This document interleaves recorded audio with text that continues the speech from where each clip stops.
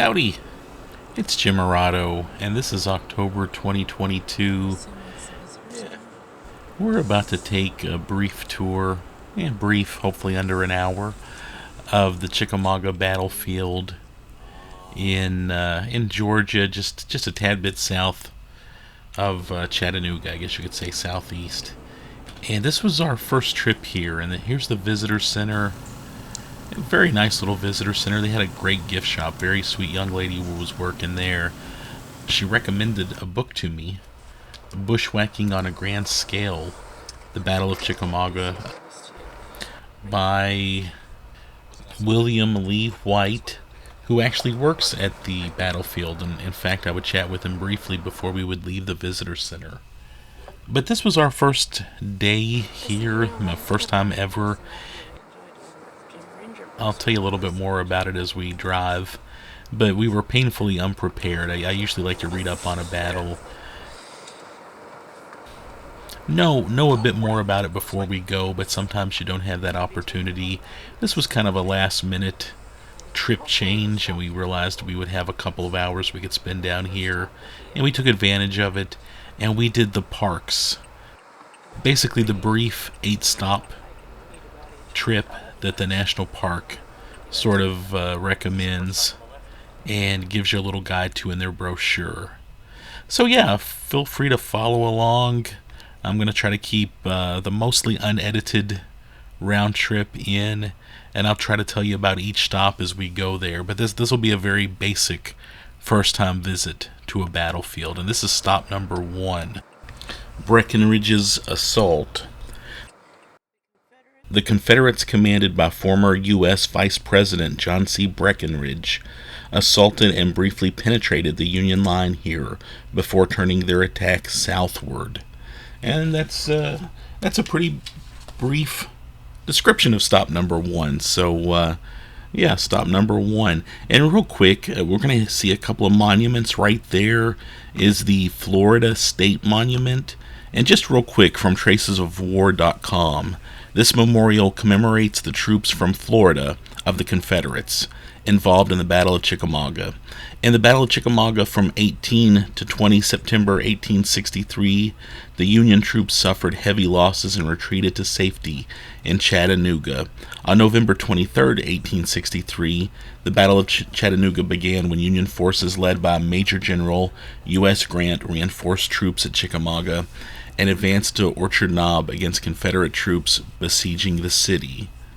Next day, the Battle of Lookout Mountain was fought, driving Confederates off the mountain. And it goes on a little bit, but that's just a little information for you. And before I forget to mention it, if you rewind about 10 seconds, we passed the Kentucky State Monument. And as you probably know, there were Kentucky units fighting for the Union and the Confederacy both at this battle. And we're driving on to stop number 2 on the basic tour of the battlefield. Up ahead on the right is, I believe, Battle Line Road, and it was closed, which caused us to have to kind of reroute some of the stuff we were doing. If you look on the left there, you see some kind of basic unit monuments, I believe, for the Union, and it's sort of showing you how the lines were formed. Anyway, stop number 2, I'll go ahead and read that to you because we're basically at stop number 2. The Union monuments along Battle Line Road mark where Federal troops constructed crude breastworks in the early morning hours. Secure in their positions, they successfully halted repeated Confederate assaults. So, it tells you a little information there. And again, just a little bit of road work there on the right, as you can see. We weren't sure exactly where to pull over, but we found a spot. Would have been some stuff to see over there, but they had it clearly marked not to walk over there. Instead, I walked to see the cannonball markers where Abraham Lincoln's half-brother-in-law died, Benjamin Hardin Helm. Very fascinating character from the Civil War. Tad bit on him from Wikipedia. He was an American politician, attorney, and Confederate brigadier general, a son of Kentucky Governor John L. Helm. He was born in Bardstown. He attended Kentucky Military Institute and the West Point Military Academy, and then studied law at the University of Louisville and Harvard. He served as a state legislature and the state's attorney in Kentucky. He was offered the position of Union Army paymaster by his brother-in-law, President Abraham Lincoln, a position which he declined. He joined the Confederate States Army. As a brigadier general, Helm commanded the 1st Kentucky Brigade, the Orphan Brigade, and he died at the Battle of Chickamauga. I have mentioned him, and I have visited his burial site in Elizabethtown. It's behind a Wendy's. There's the Helm family cemetery. It's up on a hill. It's very small. He is there. I've always read that he was loved by his Confederate soldiers, and he was also admired by the Lincolns. He was killed by a sharpshooter with the 15th Kentucky Union Infantry, and the Lincolns went through a personal period of mourning when he died. Abraham Lincoln himself thought highly of him, and his widow was given safe passage to the White House. A very interesting story in its own right, and maybe one of the more interesting stories, personal kind of stories during the Civil War when you just look at individuals. So anyway, I wanted to mention him, and I definitely wanted to go and see where he fell. So yeah, on with our battlefield tour, and like I said, we had to kind of reroute because of construction or road work or whatever they were doing there. And yeah, I didn't really have a chance to mention it at the beginning, but I wanted to talk a little bit again about William Lee White's book, Bushwhacking on a Grand Scale, the Battle of Chickamauga, September 18th through 20th, 1863. Whew, long title. But yeah, they had copies of this at the gift shop, and I really wish I had picked this up before we had visited. He gives a much more in-depth driving tour than the National Park brochure does, which is understandable. I mean, he's selling a big book with a $17 price tag. It's not a huge book. It's packed. You get your money's worth with it for sure. But he has roughly 17 stops on his driving tour, and you could almost, you might want to take a couple of days to do it, but you could almost read the book as you're doing the battlefield tour, drive to each stop and then kind of read what he's telling you. But this is a great book, and I wanted to give it definitely wanted to give it an endorsement. It's very well done, and he's giving you all the battlefield stuff. Some of it, I'm not a military-minded person. I'm more of a sociology person. I'm much more interested in the personal conflicts and the personalities of the players involved. Sometimes it's hard for me to understand, this regiment lined up here and this group did this. I get some of that, but not all of it. And anyway, he gives a lot of little side stories that to me always add to the story when you're reading up on a battle.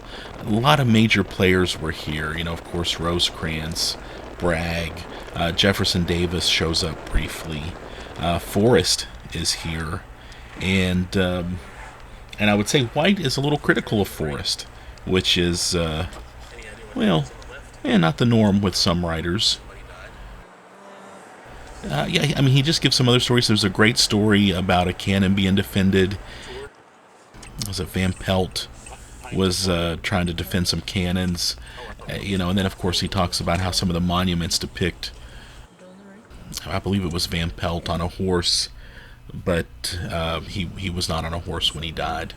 Kind of a reoccurring theme, I think, on Civil War monuments. But he gets into a lot of the kind of lesser known stories about some of the people, and he has little, as you're reading each chapter, he'll have pictures of some of those people involved and tell a little bit about them. He mentions that Philip Sidney Coolidge died here. He was a scientist. He was the first person to see Saturn. And little side stories like that, I always think those are just, yeah. I think that's interesting stuff myself. Anyway, we're driving up on stop number 3 on the National Parks Battlefield tour. You can see somebody else out there checking things out the way we're about to do. But this is, stop number 3. And the brochure mentions mix-up in Union command.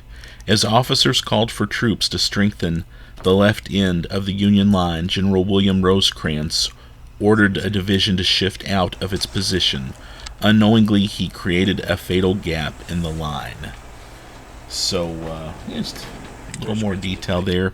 We're about to see a deer, and that to me is always a bonus. It seems like every time we go to Battlefield, we always catch a deer, and I think that's cool.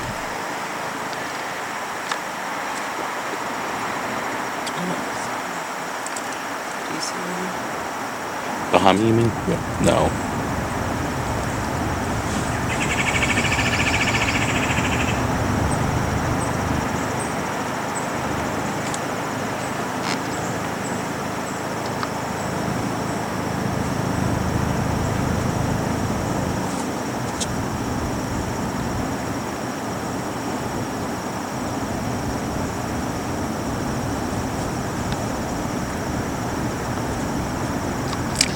They're calm and cool. Yeah. Desensitized to it. Yes.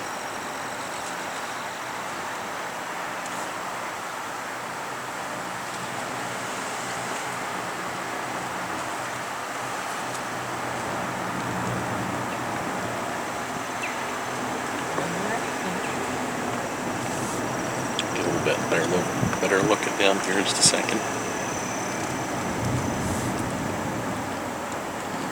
It almost looks like a baby pulling up.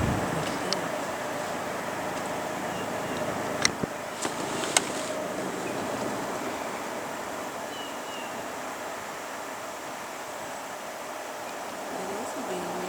Yeah.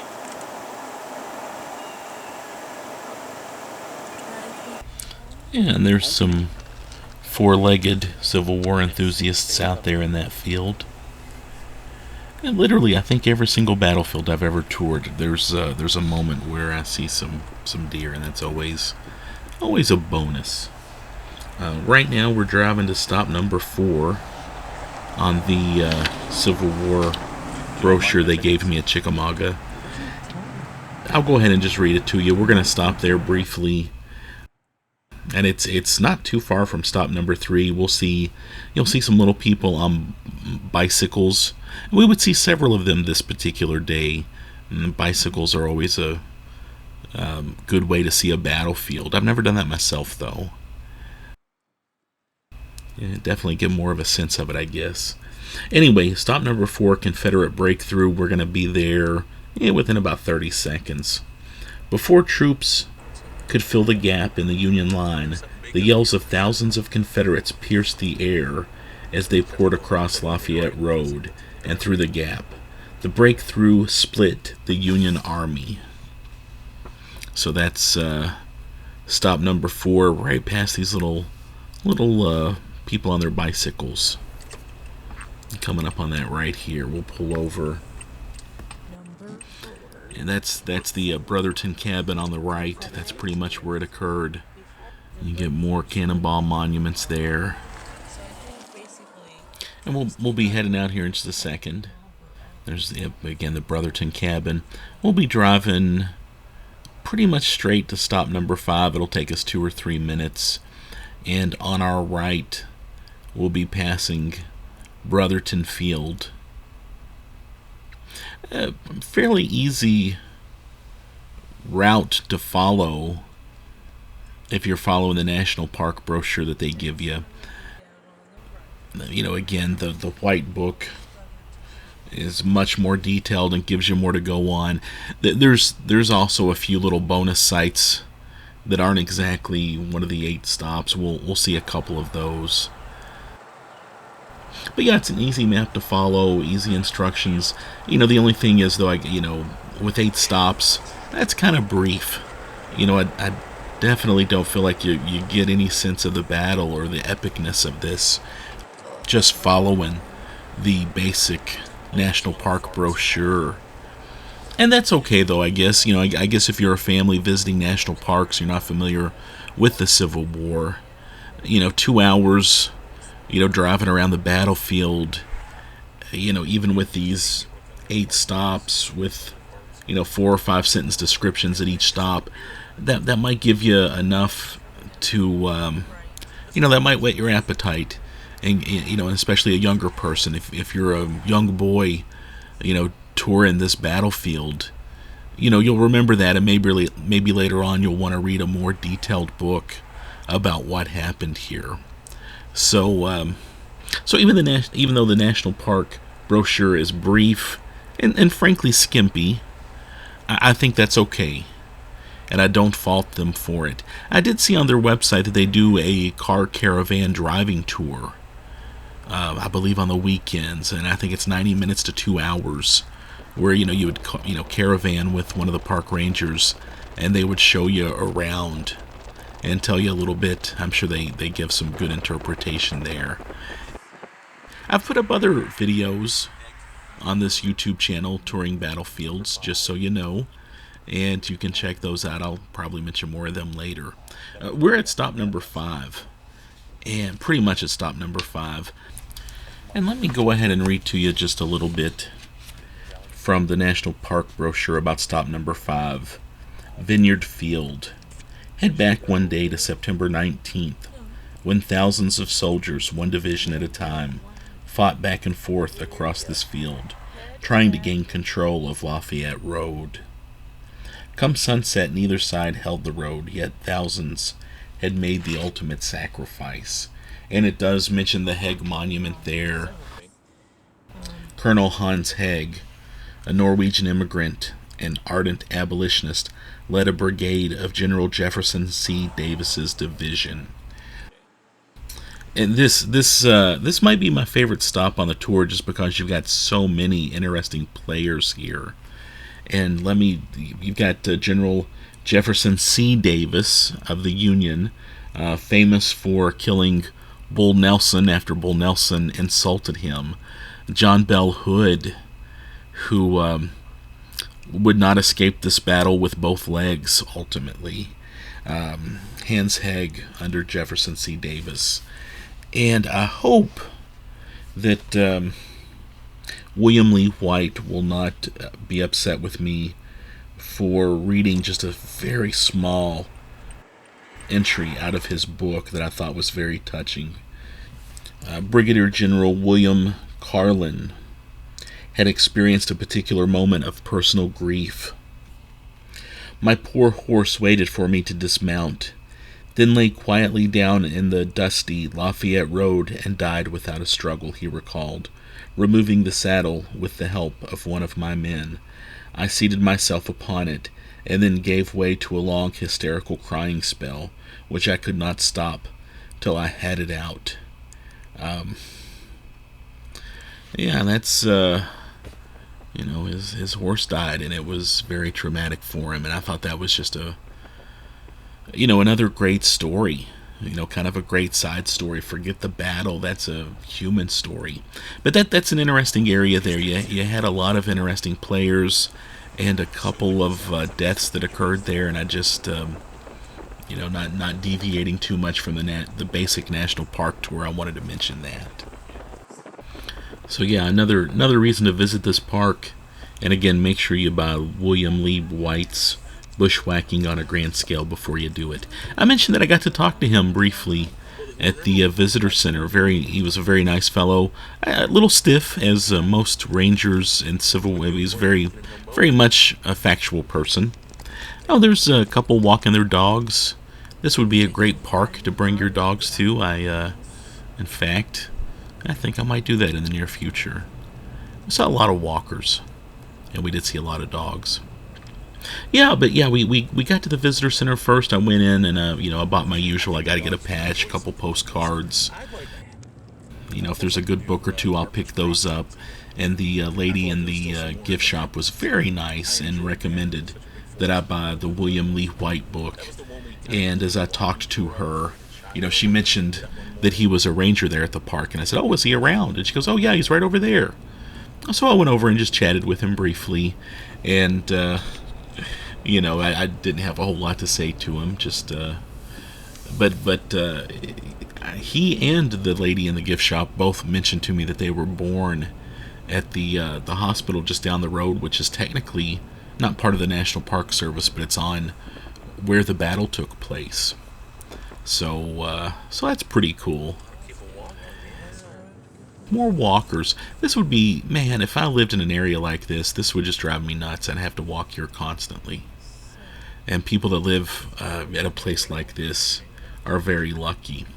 When we were in South Dakota, we were at Custer State Park, and we just talked about how wouldn't it be great to get a house close to there and just go walk there every day when you retire. And this is another area I feel that way too. Yeah, you get that, kind of Gatlinburg down to north of Atlanta. Just so many great little towns and great little spots like this. And of course, right now we're heading towards what is basically stop number 6, and also maybe the face of the park, the Wilder Monument. There on the left. We'll actually go up in the Wilder Monument here in a little bit and get a nice look at the battlefield. And this is, yeah, I know it's a battlefield, but this is pretty. I mean, this is pleasant. This is very nice. And yeah, and by the way, it's the Wilder Monument, and we are pretty much at stop number 6. Let me read that real quick. Lightning strikes. Union Colonel John T. Wilder's brigade of mounted infantry, armed with Spencer repeating rifles, halted some of the attacking Confederates. The Lightning Brigade had the only Union success on this part of the field. And there's this wonderful monument here, like a lighthouse. You can kind of look out, see some of the other monuments. We'll drive by some of those in a moment. But I counted 134, 135 steps up. I was a little winded when we got up here, but very cool, and it's very, very much reminded me of hiking up a lighthouse. And just a tiny bit of info on the monument from Wikipedia. The Wilder Brigade Monument mentions that it's on the battlefield, and veterans got together after the battle around August 1890 and discussed a reunion. They started talking about a monument to honor the brigade. They raised some money, and it took them kind of over the next, not quite decade, to get that money together. The monument was formally dedicated September 20th, 1899, and veterans were there. So yeah, it was constructed. Construction was later completed in 1903. Okay, the tower was damaged by a lightning strike and was later repaired in 1914, and it's designed to look like a watchtower made from limestone quarried from near the battlefield. And the height of the tower is 85 feet, with total height including flagpole at the top 105 feet. And there were different designs for it, kind of as it was moving along. Yeah, now we're driving by some of those monuments we saw from the top of the tower. More people walking their doggies. And these are some great monuments. We're going to pass a really cool one here in a moment. I mean, they're all cool, but... And by the way, I realized earlier we were by I think the Georgia State Monument. I inserted a couple of, I inserted a picture of a postcard. Yeah, and that monument right there, check that one out. And that monument we just passed is the Wisconsin Monument, Riderless Horse. The 1st Wisconsin Cavalry, 2nd Brigade, 1st Division Cavalry Corps. The whole riderless horse thing, I think that's a really cool monument. And I'm going to, here in just a second, I'll insert, after we're done looking at these other monuments, I'll insert a picture of an old postcard that I have showing that. And just briefly going back to the Wilder, check out the old postcard. I love old postcards. And I think that one is just really cool. It's kind of cool to have an old postcard and to look at a site. A couple things I wanted to mention. I wanted to mention concerning the Wilder Monument. And I don't want to give up too many stories from the William Lee White book. Again, you should go out and buy it before you go visit. I wish I'd read it before I visited. But he does give a story that monument was built on top of a destroyed homestead. And there was a family that used to live right there. Just another interesting story from his book. And we're going by a picnic area, I believe here on the right. Recreation field. And we'll drive a little bit to the next stop on the tour. And a couple of detours you can take here and there. And I thought I would quickly mention that we kind of had a trip planned to see some Civil War sites through here. Oh, people are in a hurry. And we did see several. Oh, by the way, there's another deer. Is this it? Yeah, kind of in the distance, and they hopped on off. We were probably too loud for them. But yeah, we drove, had some stuff to do north of Atlanta. We were in the Woodstock area, Roswell, Marietta. Great towns, by the way. Just wonderful on their own. Of course, Marietta is oozing with Civil War history, and I'll put up some more videos about that. Wisconsin Infantry Lytle's Brigade Monument there, by the way. Just thought I'd point that out. He was from Ohio, had strong Kentucky connections, and was a poet, and he was mortally wounded here. Just thought I'd mention that real quick. Yeah, but this area of Georgia is just so full of Civil War history. And of course, you're going between Chattanooga down to Atlanta, and you can't go into a little town without experiencing some Civil War history. And we did quite a bit of that. And I'll put up other videos about, of course, the Great Locomotive Chase, Atlanta. We saw so much on this trip, Civil War and non-Civil War related. These are just great areas, and lots of nice little towns, lots of nice little communities, and again, just lots of history. And if you had longer at a battlefield like this, it would just be fun, to get off the beaten path a bit more and go back into some of these little areas. And there's tons of them. There's a ton of stories. There's so many rabbit holes you can go down. And this is my first visit to this park. I'm nowhere near an expert on this. Very amateur history buff visiting for the first time, and already thinking about how great it would be to get back here as soon as possible to experience more of it. And we're coming up on stop number 7 on the 8th stop tour provided by the National Park Service, and it's Route of the Union Right. Confederates swept out of the woods and into the fields in what one commander called a scene of unsurpassed grandeur. This attack collapsed the Union right, forcing the defenders, including Rosecrans, to flee. And we'll go on towards the last stop on the 8-stop driving tour. We will see a couple of other things. But yeah, this area, I wanted to continue that this area is just so packed with Civil War history. And we made plans to go down to Roswell. We thought we would spend more time in Kennesaw and Marietta, and that just didn't happen. And we realized we would have a couple of hours to come up here and check out Chickamauga, which has been big on my list for a very long time. And there's a marker, looks like for Hood's headquarters. So that's kind of cool.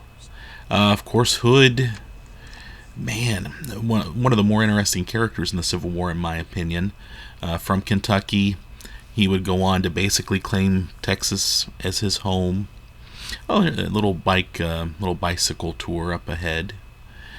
But Hood would have one arm injured badly at Gettysburg, and then here at Chickamauga would have a leg shot and amputated.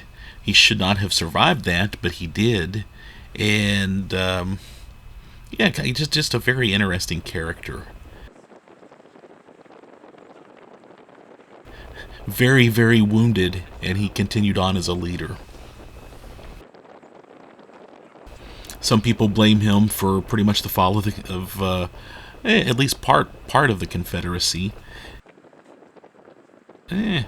Anyway, just yeah, in my opinion, one of the more interesting characters in the Civil War. But yeah, so anyway we had time to spend. We realized we could spend a couple of hours here. I was thrilled about that. I do collect and read Blue and Gray magazine, which sadly ended its run in 2017. Great magazine. Each issue was kind of devoted to a Civil War event or battle. They did a ton of issues on this battle, and I'm not even sure where to start with my collection. I bought a lot of back issues, and they did a ton of issues on this battle. I have a cousin who's really into the Civil War, and he was going on about how, this is a thick battle. There's a lot that happens, lots of rabbit holes to go down. Just a lot happened here, and you have this beautiful, large preserved battlefield in a great convenient area. He felt like this really should be as big of a deal as Gettysburg, and I think he's right. You've got this. You've got this. Especially if you're looking to do a Civil War road trip, you can get a lot for your money in this area. Chattanooga's not that far away. If you're doing a trip with the kids, they can be entertained with all the fun stuff in Chattanooga, and you can still squeeze in a ton of history, just right in this area. So I just wanted to mention that. And speaking of this area, there's so much here, and lots of nice businesses too. Of course, one of my favorite coffee chains in Tennessee, Frothy Monkey. Chattanooga has Frothy Monkey, and you've got Lookout Mountain. You've got all the stuff downtown by the Chattanooga Choo Choo in that area. Just such a great area. With a nice, still a city, a major city, but to me, Chattanooga, I've always thought of it as a calm city. It's doable, it's manageable. I don't go crazy when I'm in Chattanooga. Oh, they got the Chattanooga Lookouts baseball team, one of my favorite teams. But there's so much to do in this area, not to mention all of the history. Just something to think about. And real quick, we're coming up on the last stop number 8 on the National Park 8-stop driving tour. It says Horseshoe Ridge and Snodgrass Hill. Throughout the afternoon, Union soldiers held the ridge, repulsing repeated Confederate assaults. As darkness fell, one final assault revealed that the remaining Union troops had slipped away to Chattanooga. After 3 days of fighting, the Confederate Army of Tennessee was victorious. And of course, it's a case of the Confederates won the battle, but they sure as heck lost the war. And things wouldn't go as well for them in Chattanooga. They didn't go great for them here, but you could sort of say the battle continued on in Chattanooga, and they lost. Anyway, and here we are at Snodgrass Cabin, just kind of a cool spot at the end of the tour. And from tracesofwar.com, Snodgrass House served as a Union field hospital in the Battle of Chickamauga.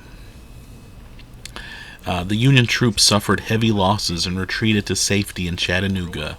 On November 23, 1863, the Battle of Chattanooga began, when Union forces, led by U.S. Grant, reinforced troops at Chattanooga and advanced to Orchard Knob against Confederate troops besieging the city. The next day, the Battle of Lookout Mountain was fought, driving the Confederates off the mountain. In the battles, in total, 5,100 men were killed, 31,000 wounded. Yeah, but that's pretty much the 8-stop tour, and we would end up driving around for quite a while still after this. I did want to go find a couple more headquarters, and we would, and I would include them on here, but we kind of got pretty random in our driving around. But this is still some great scenery, and I'll include a little bit of it just as we drive out. Obviously, you can stop watching anytime you want. If you've watched this far, God bless you, and thank you. I hope you enjoyed that. Again, I'm sure there's better videos covering more of the park, but this was my first time experience here. More people walking dogs. I have a Chihuahua Min Pin. His name is Forrest, and we have a Chiweenie, and his name is Remy. And we both adopted. We kept their names that they had. But the little Chiweenie, he well, man, we took them to Cumberland Gap, and we did the pretty big uphill hike to where Kentucky, Tennessee, and Virginia meet. And man, I've got to stop and take some breaks here and there. But that little Dachshund Chihuahua mix, man, he's a little muscle, and he just about ran the whole way up. He was impressive. So he's like a little muscular dog. I've never seen a dog as muscular as him. But anyway, yeah. So we that was the trip around Chickamauga. I did read Jeff Shara's book, The Smoke at Dawn. Pretty much, more focused, obviously, on the events going on north of the Tennessee-Georgia border. And I've read all of his Civil War books, and I've heard some criticism on him, but I don't know why. It's well done, and I know it's historic fiction, but he sticks to the facts. I don't think he's throwing in much of his own opinion. I mean, I think he's doing a good job of getting into the heads of the players, and I know a lot of times before I go check out a battlefield or think about a battle, his books are a great starting point. And I know they're huge. I'm actually holding The Smoke at Dawn in my hand right now. We're looking at 500 pages, but it doesn't feel that long. I mean, it has a good flow to it, and yeah. Anyway, I enjoy his books as a starting point before I get into a battle. Anybody else have any thoughts on that? I think he does a great job, and he's worthy of the praise he gets. And I know his dad's first book, and then his sequel, around Gettysburg. They had the big multi-million-dollar movie treatment decades ago, and then it just sort of stopped. And to me, all of his work, man, I would love to see. I'd love to see more Civil War movies. Of course, that's just not. That's not the big. It's not Transformers. But yeah, I wanted to give him a quick endorsement too. A couple of other thoughts before I get out of here. And again, you must be really bored if you're still listening to this. God bless you and thank you. But we've toured several battlefields, and some of them, just doing the little basic driving tour. The Battle of Mill Springs down south of here comes to mind. By the way, we're kind of towards the visitor center, sort of back where we started, just if you're keeping track of that sort of thing. But yeah, the Battle of Mill Springs, they have an 8-stop driving tour with a couple of extra stops if you want to take them. That's a great one. It's a very easy to follow driving tour. There's, it kind of goes with the flow of the battle. And I've put up another video on this YouTube channel of that battle and of that driving tour. And it's nice. It's simple. A couple of other battlefield tours that I've done and I've put up on this YouTube channel come to mind. They're very easy and fun to do on your own, and especially if you're driving through, Nancy, Kentucky. There's a couple of other fun little businesses through there. There's other fun places to stop, not even related to the battle. and that's fun. Of course, if you go to Gettysburg, you can do their bus tour. I've never done that. I have hired a licensed battlefield guide, and I've put that video up. Check that out if you want. We had a great guide who sadly, I learned shortly after we did our tour, he passed away, but that went really well. And then of course in Shiloh, we hired Larry DeBerry to give us about a 3-4 hour tour, and it was just incredible. I did put up a video of that. I didn't put his tour up. It's kind of an edited down, me narrating it, but just kind of talking about the battle. But there's battlefield tour guides out there. There's so many ways to see a battlefield and to experience it. And I know, Gettysburg, I've been there multiple times, and it's very different every single time. And I know, obviously if you do the 8-stop driving tour, you're going to see the battlefield. You're going to get a very basic sense of what happened. I guess it helps if you stop at the museum too, at the visitor center. But it's a very basic experience. And when I go back again, hopefully I can spend multiple days here and do the 16-stop driving tour that White mentions in his book. So there's so many ways to do a battlefield, and I look forward to coming back here and doing a longer one. Anyway, if you've been here, let me know what you think. I'd love to hear from you. If you have some suggestions about my next visit, let me know. And thanks for watching.